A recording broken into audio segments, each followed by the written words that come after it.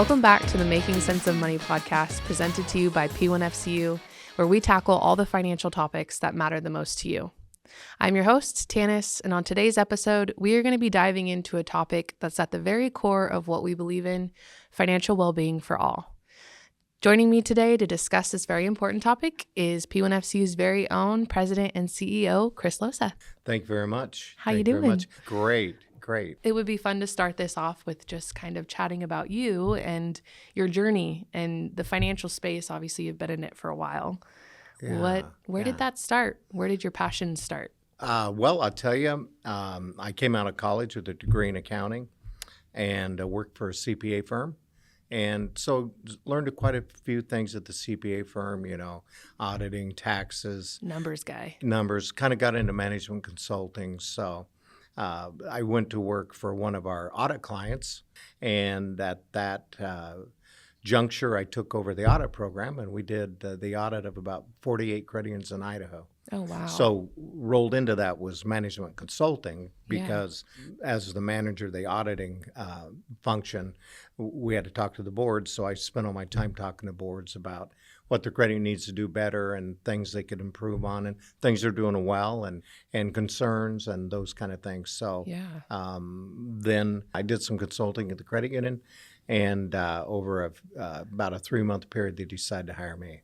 Were you freaked out by that, or? Well, I was freaked out by that because one person who worked at the credit union was on the board of that credit union league, and the rule was if you interviewed at a credit union, we would fire you. So it was kind of like, uh-oh, what if they find out I interviewed and I might lose my job there? Yeah. But it was worth the risk. Yeah, you've built a lot, and we all have come so long. I mean, I've been with the credit union for under my belt 13 years, and 13. So much growth, and even Lucky in that 13. amount, lucky 13. Yeah.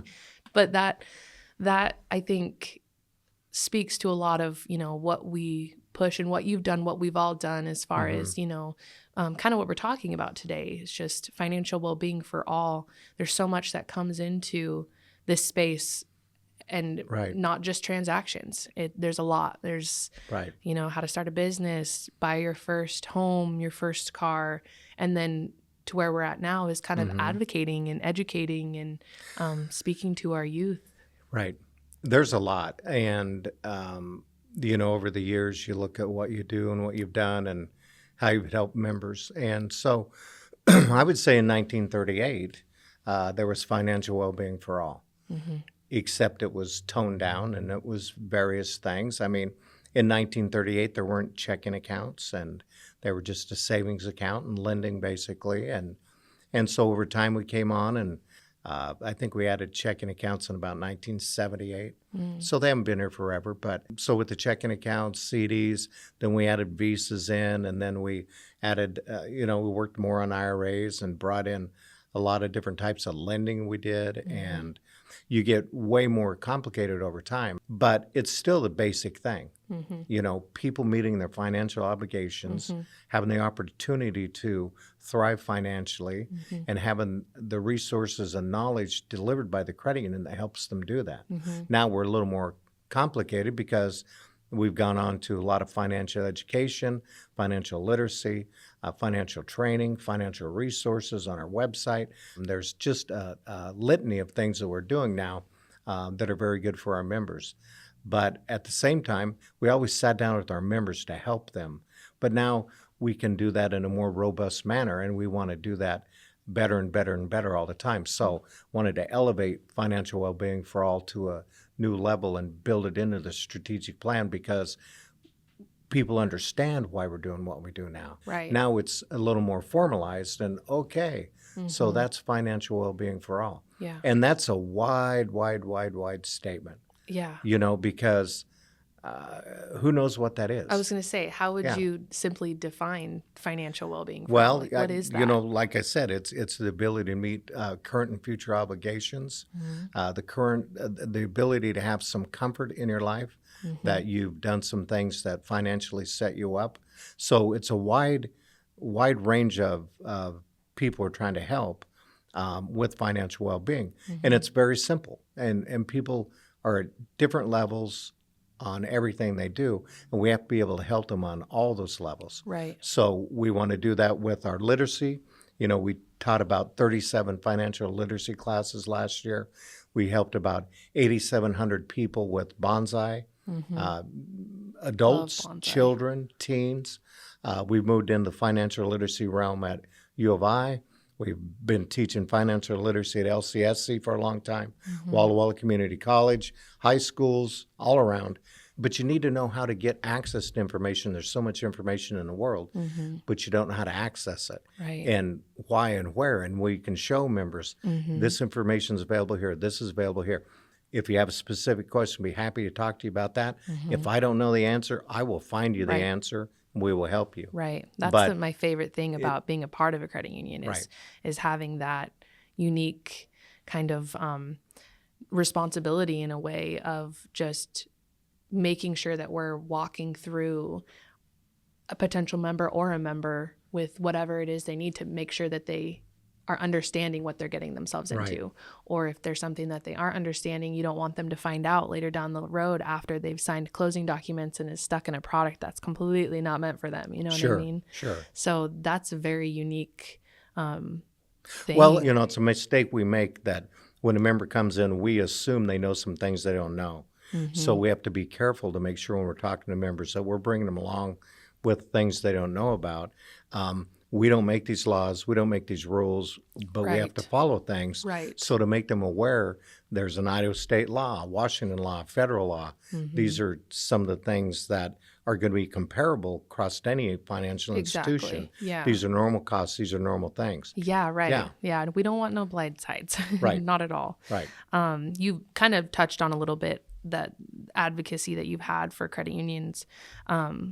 You just went to Washington, D.C., right? I'm not going to Washington, D.C. in March, but we have 5 staff members and board members that are going to the Governmental Affairs Conference. What kind of issues and topics are discussed when you Usually regulatory. Okay. It's always regulatory issues Gotcha. that we're dealing with, the rules and regs that affect us, and rules and regs are being put in place that we may not be behind, and trying to bring back some of those regulations. Like a law that was made in the 30s doesn't apply anymore. But to get simple little changes through are hard in Congress, because a lot of the things we do in bills and things are attached to other bills. Sure. And so sometimes even what we support that's in a bill that a congressman will attach to another bill, we might not support that bill that it's attached to. So it Right. gets very complicated, and there's not single bill approval. Basically, there's a lot of little attachments on each bill. So it's complicated, and it's hard to get clean legislation that just goes through and everybody supports us and away we go. Could only imagine. Right, Yeah. because it gets attached to things. So But obviously, you would be like one of the perfect people to be able to make those decisions with members in mind.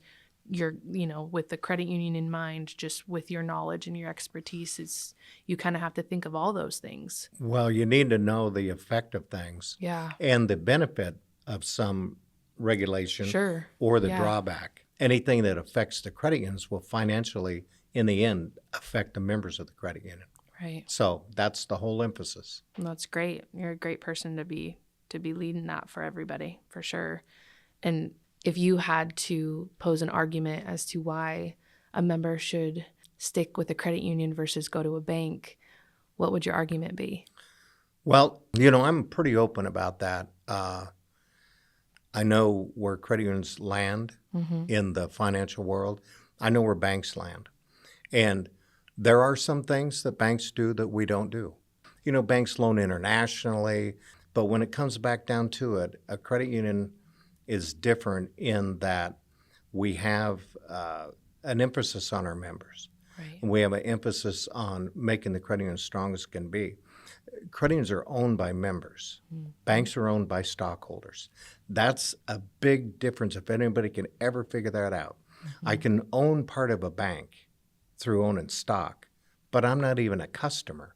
Right. I'm just a stockholder. Right. I don't have an account there. I don't do any business there. I own stock. I want the bank to make as much money as it can to build my financial future. I don't care about anything else.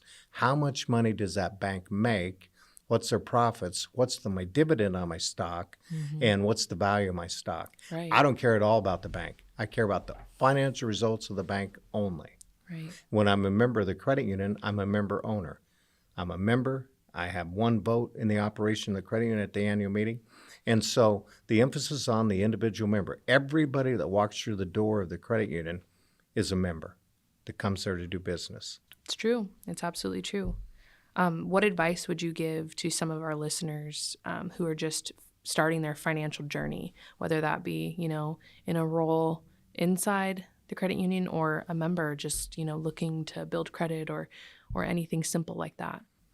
You need to understand how much money you have. You need to understand your paycheck. How much money do I have coming in every month? How much money do I have going out? Where's it going? And all of our stuff allows you to track that. You can download home banking, download your whole Tools. yeah, Yeah. your whole checking account and where it went and where you're spending money on clothing, entertainment, those kind of things. Understanding where your money goes, because you get to the end of the month and go, I don't have any money. Well, did you know where it went? Right. With that debit card, your money goes away fast, It sure and you don't does. really know where you're spending it. Right. So you need to have a control of where your money's being spent. Yeah. Start off with the money you have. Then you can seek what you need. Sure. You should save 15% of your gross income a year. Now, that can be through a 401k. That can be through whatever is part of that 15%. But you need to know where you need to be stable. Mm-hmm. So I think really we all need to understand where our money goes. Be responsible. Very So true. that's what we're doing, a lot of internal work and a lot of programs with our financial well-being for our staff. Sure. Making sure everybody's on pace. Understand health insurance. Understand what an IRA is. How really does a 401k work? Right. If I'm lucky enough to work somewhere with a 401k, what does that even mean? What does it mean when my employer says they match? What does it even mean? Do they even know what that means? Right. And if it wasn't for the credit union, I'm not sure I would be so, I don't want to say responsible, because at times I can be irresponsible if I find a pair of shoes that I really, really like and I know I Right. shouldn't buy them, but I want them. Right. But I've learned a lot, being involved in the credit union. P1FC has taught me all I know about budgeting and all it is to need to know. I mean, granted, it's what I do for work, but at the same time, it's taught me so much to where if I didn't have that, don't think I would be able to be confident in those decisions or thinking I could walk into a car dealership and purchase a car and understand what they're saying to me, Well, So, it rolls down to smart shopping and just all Yeah. those things. right. And, everybody gets stuck up in the need and the want. Yes. I Yeah. want this, but what do I need? Guilty. Very guilty. Yeah. One question that we ask all of our guests here on this podcast is, what is one thing that you wish you would have known about money earlier in life? Well, I think when I was younger, I started working when I was 13 in a cedar mill, and I didn't really understand a lot about money at the time. I didn't have a checking account, and I'd get a paycheck, and I'd just have cash. And then I worked all through high school and those types of things. And through that period of time, I didn't really understand anything about savings. I didn't really understand to save some back and just leave it there and just build on that and leave that and have that secured. So I think one of the things I wished I would understand is really the power of compounding interest and the power of just letting that stay there. There's so many young people, if they would put $10,000 in savings if they ever came onto it and just left it and let it grow over time and see what happens. I thought it was really good just to be able to balance my checking account. Yeah. Because I'm 18, I have a checking account from a bank in Orfino, had a new pickup, and I'm making my payments. I thought that was the goal in life, just be able to make your payments. Right. But then there was insurance, and there was all those types of things. And then there was college, and how do I pay for that? Because I had to pay for my own college. And so how does that all happen? That happens by saving money. So now we put in tools for kids to save and kids to understand the power of saving and to take their money for doing chores and put that somewhere, and they're going to have some money later. And I think the power of saving is what I wish I would understand to start with, and I could get some of that money back that I've wasted over the years for that quick little fun thing, for that one day Right. in that one place that everybody wanted to go. Then you come back and you got the rest of the year. Right. And I wish the power of saving is what I think we need to all understand as young adults. Awesome. Yep, you're absolutely right. Well, thank you so much for sharing all that and your advice and insight. And thank you, everybody, for tuning in. We hope you learned something new today and feel one step closer to making sense of money. Don't forget to subscribe and check out our newsletter at p1fcu.org. We'll see you next time.